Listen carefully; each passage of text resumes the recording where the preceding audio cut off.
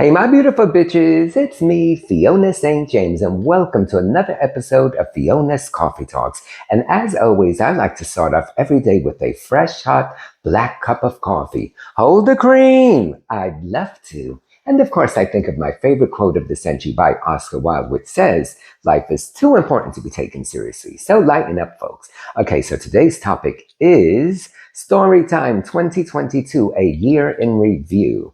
So today it's actually Sunday, exactly a week after New Year, so the 8th. This will be posting on Friday, whatever Friday's date is, 12th, 11th, 13th, 13th, I think. Yeah. So anywho, so 2022, all right, what a year. For myself personally, it started off with that December right before I had gotten that sudden sensorineural hearing loss. So I completely lost my hearing in my left ear, and after 2 weeks of prednisone and 2 steroid injection shots, finally my hearing totally came back. But that finally happened like a couple of weeks into January. So like, the year for me, I was like, bitch, I'm deaf. Everything's back to normal, thank God. And then like as the year progressed, things are fine. I'm working a lot, of course, doing my videos. And then it's interesting because obviously like with COVID and all, there's been so many waves and, then you think everything is fine. And I think like sometimes people get a little too relaxed about it. Now, I never did. I was always so like a mask queen that like everywhere I went, because of taking care of my parents, it's important for me to like, not get it. And because I see them every week and I'm their caregiver. So as careful as I was, unfortunately, 4th of July weekend, I did end up getting it, and it was not fun. It wasn't terrible. It felt like I had like this, like, mild summer cold, but I definitely knew that something was off. And I think the worst part about it was, a week later, I was testing negative, but I think the bigger issue was that when they talk about long COVID, it's not really been around long enough for them to really say like what that means. You hear the term, but has it been around long enough for them to really say, well, this is what happens? So for myself, I know that entire summer, last summer, it was really hot and humid.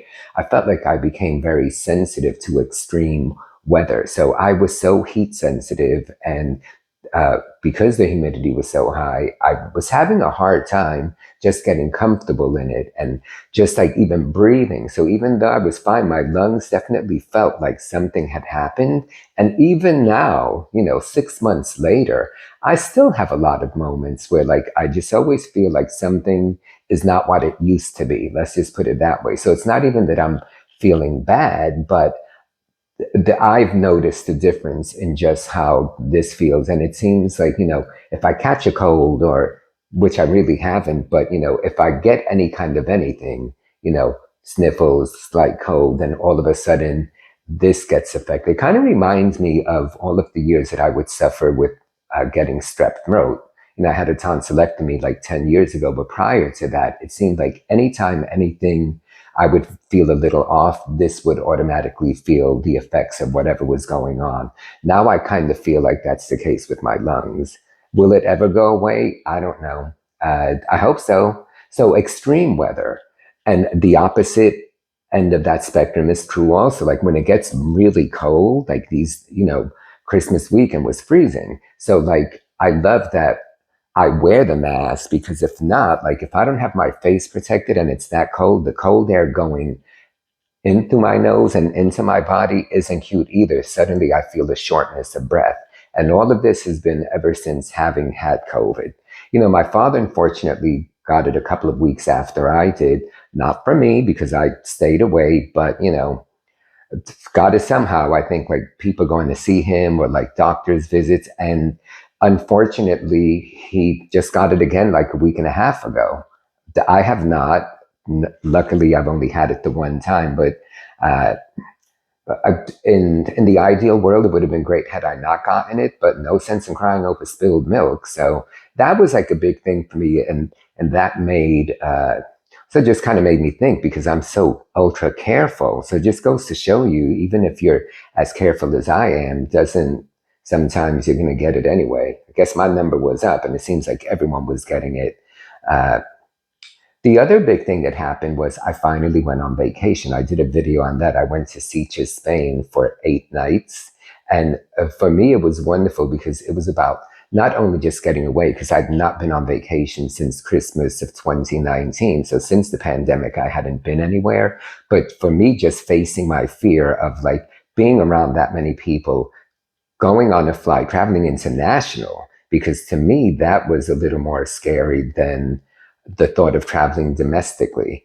Uh, and I went, and luckily, the 9 days that I was there, I did not wear a mask at all. It was the most freeing, the most liberating feeling ever, because it was the first time since the pandemic that I allowed myself that luxury, that freedom of acting like it was the good old days pre-pandemic. And, you know, had my fun, had an amazing time, was there with bunnies. Hey, bunnies.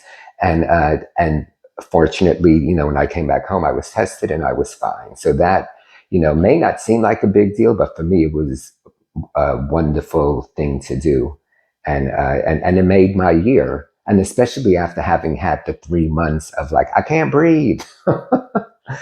So, and then the second half of the year, I've been busy with like work and getting my gigs. And so that's been good. I've been working pretty steadily on set and getting my massage clients. So that's been kind of wonderful, and just kind of feeling a little bit more normalcy. I'm back to pretty much like, wearing my mask a lot, uh, you know, it, but I've become a little more lenient with it in certain situations.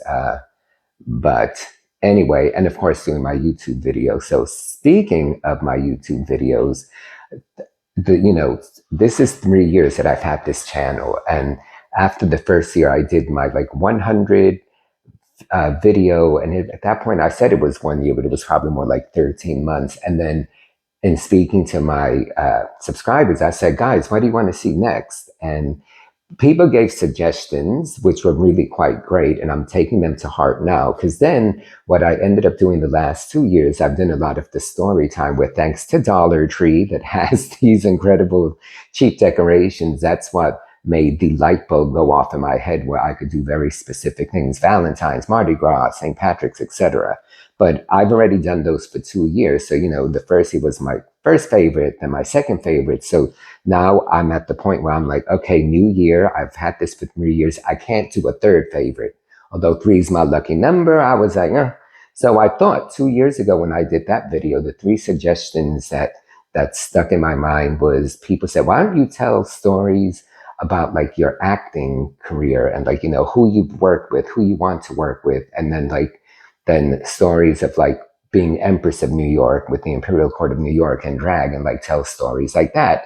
And last but not least, as a mature sex worker, etc., tell stories about that. So that's what this year is going to be about. So starting, it's going to still be every other Friday at 10 a.m. But when I did the math, Pythagoras, I said, oh, okay, well, this is the first one. Then the last one will be 2023 in review. So then the 24 weeks in between, I will do those 3 topics. And then there will be 8 very specific stories about each one of those. I haven't figured out the order yet. If I want to start with the sex first and then the acting, or the other way around, and then the Empress drag thing will be the third part of it.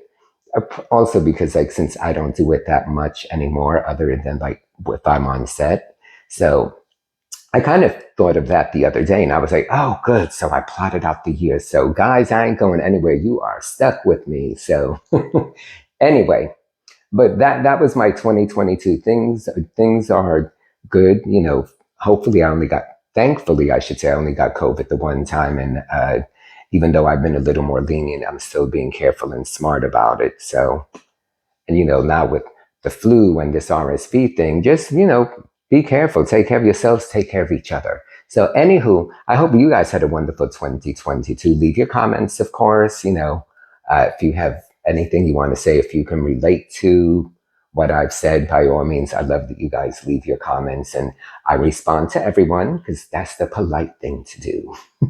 Plus, I love the interaction. So, all right, guys, here's to a healthy and happy 2023.